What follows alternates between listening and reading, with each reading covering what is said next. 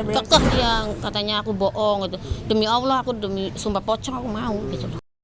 Ratu Meta tak kuasa menahan tangis. Tangis itu seperti luapan kekecewaan lantaran Yogi tak mengaku jika dirinya melakukan kekerasan terhadap Ratu Meta ketika di persidangan. Kalau trauma sih pasti ya trauma ya. Nggak tahu deh, nggak bisa ngomong apa-apa lagi. Meta tampak trauma, tak ada pengakuan, apalagi rasa penyesalan. Bahkan salah satu saksi yang dihadirkan Ratu Meta di persidangan yang sempat diancam lantaran merekam kejadian begitu murka ketika Yogi tak mengakui semua yang diungkap Sri Lapisa di persidangan. Aku sampai nangis takut dia. Akhirnya aku manggil saudaranya gitu. Di itu di apa ininya perutnya terus ini pakai 2 kali. Ya kan panik kan. Nggak mungkin lah Mbak Sam nangis-nangis kayak gini, nggak mungkin gitu loh. Dia juga kan ngelihat gitu.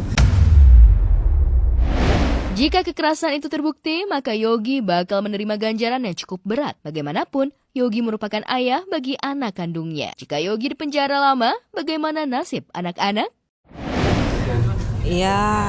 Ya itu sih maksudnya zolim banget ya, udah nganiaya saya gitu kan istrinya, terus udah gitu sekarang pakai nggak ngaku juga, terus anak-anaknya juga ditelantarin, itu kan artinya zolim banget, udah nyusahin banget ya.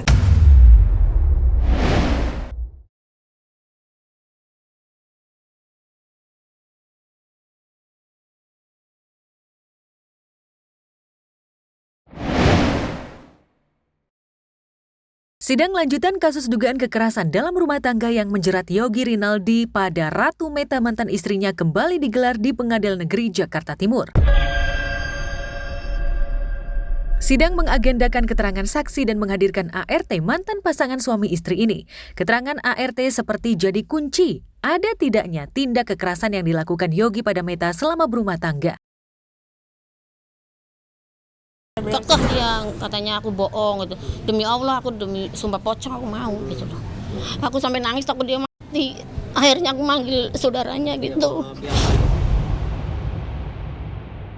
Kan Nggak mungkin lah Mbak Sam nangis-nangis kayak gini, nggak mungkin gitu loh. Dia juga kan ngelihat gitu. Terus kenapa nggak mau nolong? Kalau nolong juga gue takut mati kata gitu. aku kan mau videoin kata dia kan, kata ibu. Videoin aja Mbak, nggak usah kata bapak, ntar lihat aja kalau videoin. Aku malah diancam gitu, kan takut kan. Selain mengancam ART, apa yang dilakukan Yogi pada Meta ternyata tidak hanya sekali. Yogi bahkan melakukannya di depan anaknya. Panas di ruang sidang, Yogi tetap membantah semua tudingan atas keterangan ART. Sayangnya, usai sidang kali ini, Yogi pilih bungkam pada awak media. Zolim banget ya, udah nganiaya saya gitu kan istrinya, terus udah gitu sekarang pakai nggak ngaku juga, terus anak-anaknya juga ditelantarin, itu kan artinya zolim banget, udah nyusahin banget ya. Udahlah, gak usah yang ngakuin aja dari awal gitu loh. Toh dia masuk penjara juga, sekarang kan dia udah masuk nih dalam tahanan, jadi tahanan. Itu pun nggak mungkin segampang itu.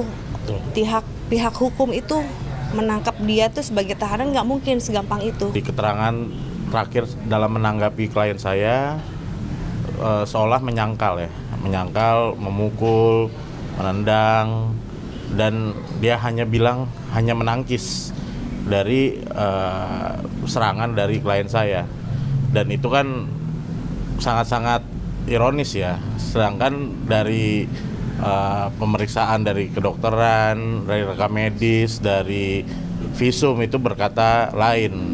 Keterangan di BAP juga sangat jelas karena dia melihat, dan bahkan dari keluarga korban juga melihat kok, dari kakak ya, dari kakak terdakwa juga melihat kok.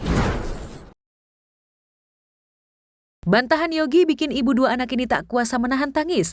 Bagaimana tidak? Kekerasan yang membahayakan nyawanya itu bahkan hingga kini masih membuatnya trauma. Belum lagi soal mantan suami yang tidak pernah menafkahi anak-anaknya. Atas dasar inilah, lewat kuasa hukumnya Ratu Meta ogah memaafkan, apalagi berdamai. Juga pasti kan ditanya masih ingat apa enggak. Kalau untuk kayak gitu sih pasti ingat sih. Kalau trauma sih pasti ya trauma ya. Nggak tahu deh, nggak bisa ngomong apa-apa lagi. Tadi juga dari klien saya juga menerangkan juga tidak ada tanggung jawabnya kepada kedua anaknya dalam segi nafkah, dan itu sangat-sangat mungkin membuat klien saya rasa sedih ya, sampai tadi juga di persidangan juga menangis ya.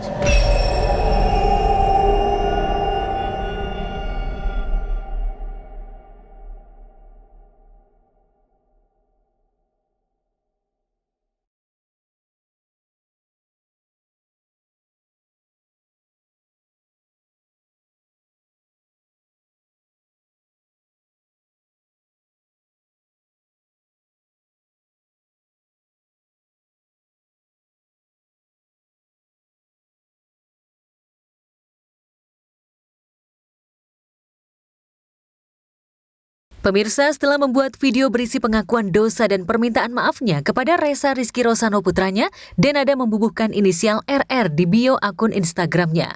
Proud Ibu of AA dan RR disertai emoticon love.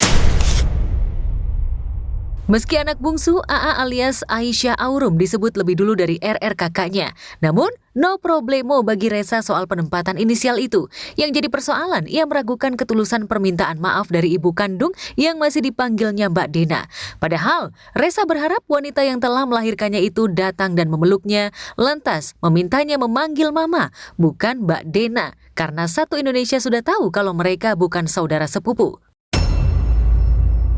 Saya, Denada Tambunan, menyatakan bahwa Ressa Rosano adalah anak kandung saya. Alhamdulillah ya Kak ya. Tapi Ressa juga ingin ditemuin. Senang pasti senang.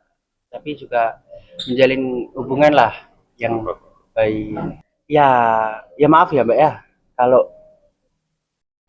belum ke anu sih kayaknya. Belum kena ke hati. Ya.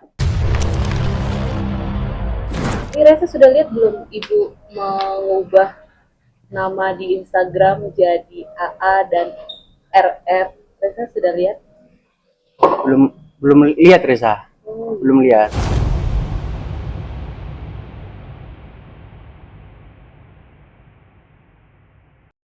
Andai suatu saat Denada datang untuk menebus kewajiban seorang ibu yang tak dilakukannya selama puluhan tahun, Ressa pun tahu diri.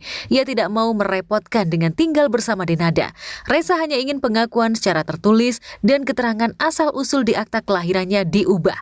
Di akta kelahiran tertera nama orang tua Ressa adalah Didu Rosa Nur Hasanah yang merupakan kakek Ressa. Sebagai anak kandung, Ressa ingin nama Denada Tambunan ada di akta kelahirannya. Cari berita selebriti dan lifestyle yang lagi viral. Di sini tempatnya. Yuk subscribe, like, dan share. Oke Zone Vibes. All the vibes you need.